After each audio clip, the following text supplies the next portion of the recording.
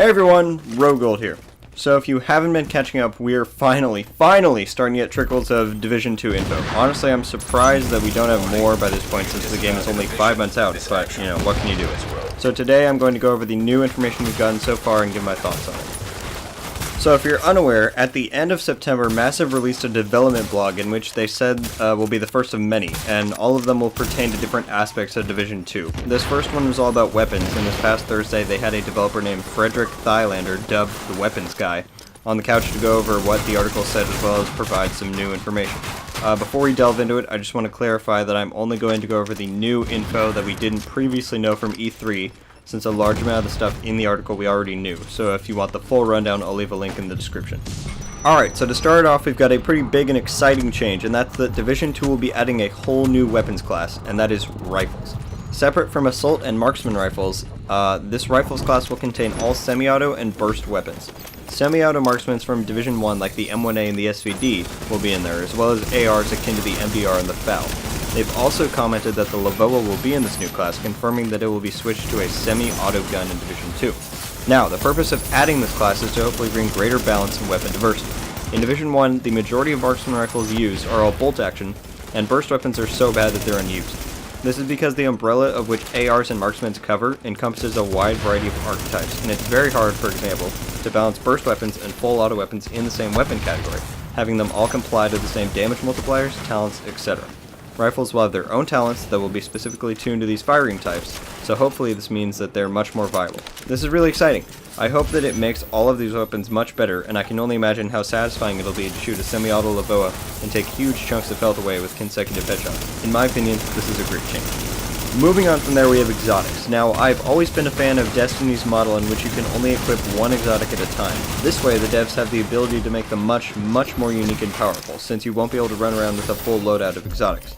The exotics in Division 1 have never really been that great or unique, except the house, sadly. And this is really too bad, since exotics should be a huge incentive to chase at endgame, if they were more desired. Well, if you hadn't guessed already, they're adding this to Division 2. You will now only be able to equip one exotic weapon and one exotic gear piece at a time.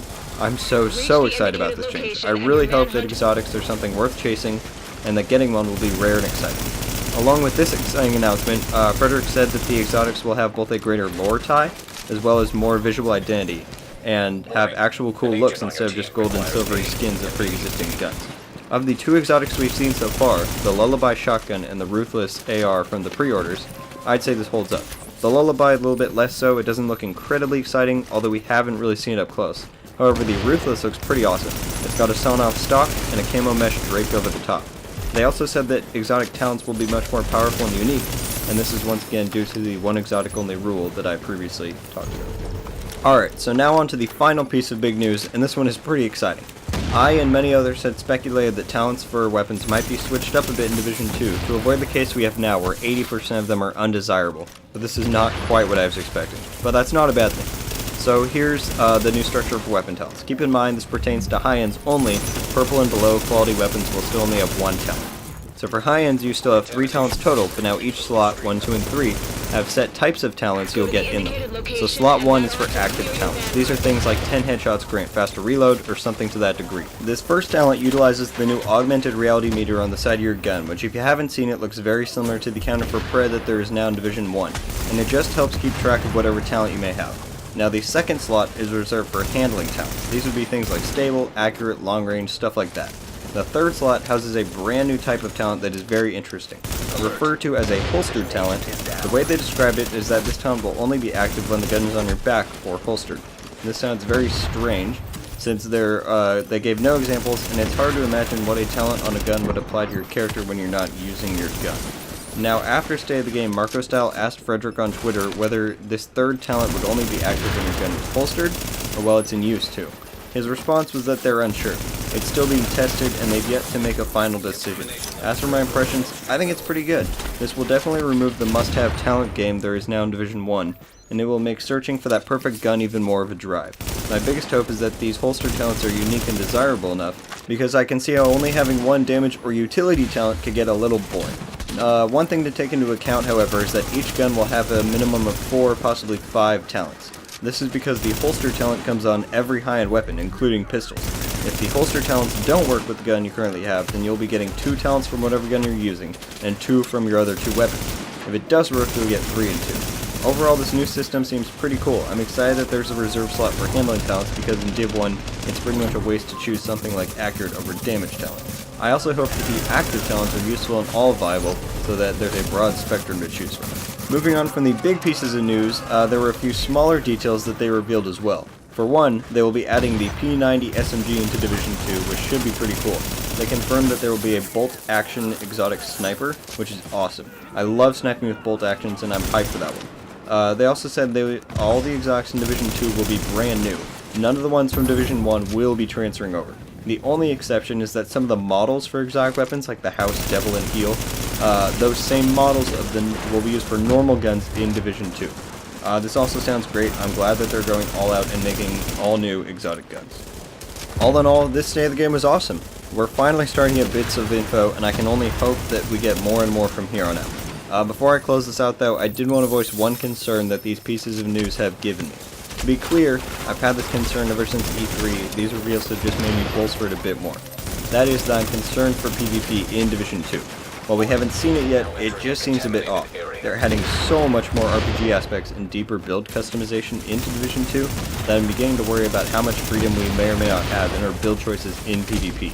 If you think about it, we're going to have gear sets, brand sets, possibly up to 5 weapon talents, specialization skill trees, power weapons, and probably more stuff they haven't revealed yet.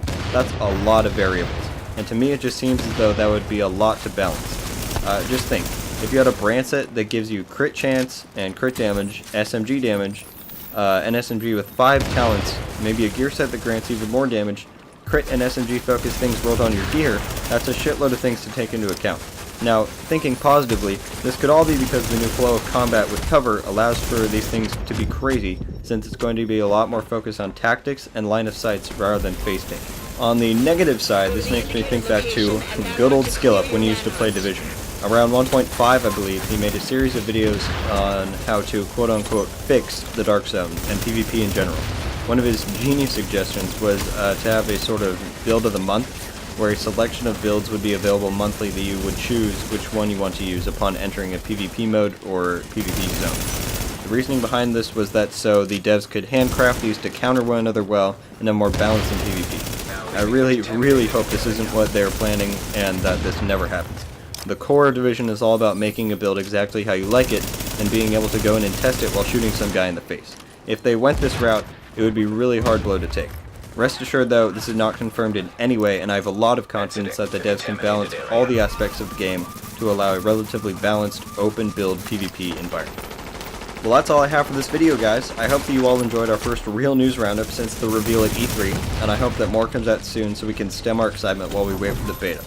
Quick announcement, thanks to the October calendar, we now know that the next devlog is coming out on October 25th, which is less than 2 weeks out. If I had to guess, I'd say this one will most likely be about gear, brand sets, and all that stuff, but we'll have to wait and see.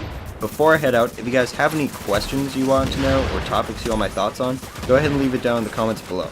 If there's enough submissions, I'm hoping to do a light Q&A type video. It can be anything about Division 1 or 2, so go ahead and throw it at me. That's about it though. If you enjoyed, be sure to like, subscribe, turn on post notifications so that you're notified the minute new Division 2 info drops. Leave a question down below in the comments. And until the next one, RogueGold, out.